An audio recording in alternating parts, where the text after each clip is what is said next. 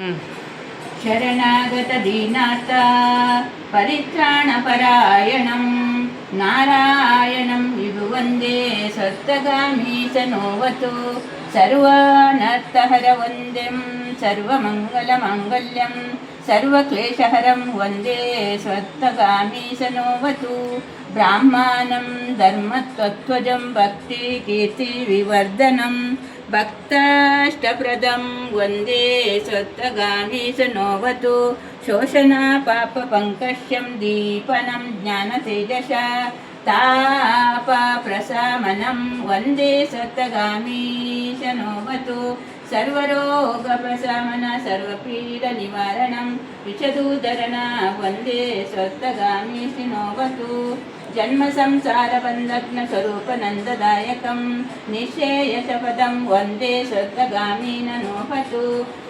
जयलाभयश कामदत्तोद्धश्च स्तवं भोगमोक्षप्रदक्षस्तेजा पटेन सुप्रती भवेतम्। कृष्णार्पणमस्तु। हरे कृष्ण कृष्ण कृष्ण हरे हरे हरे राम राम राम हरे हरे। सर्वमङ्गलमाङ्गल्ये शिवे सर्वार्थसाधिके शरण्ये त्र्यम्बके गौरी नारायणी नमोस्तुते। सरस्वती नम शुभवरदे कामरूपिणि विद्यारम्भ करिष्यामि सिद्धिर्भवतु मे सदा।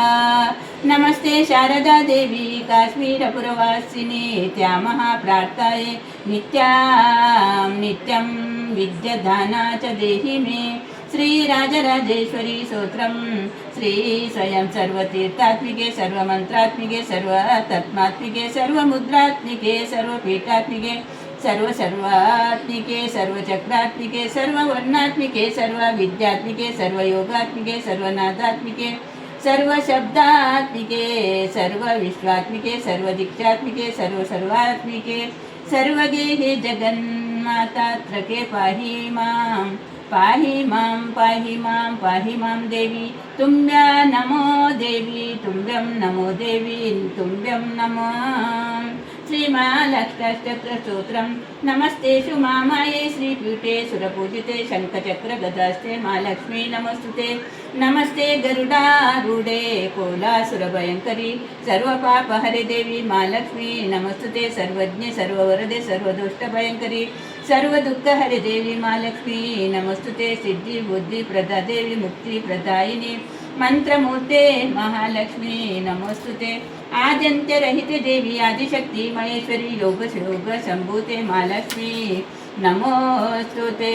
शूलसूक्ष्ममारौद्रे मा शक्ति महोदरे मा पापहरे देवी महालक्ष्मी नमोस्तुते।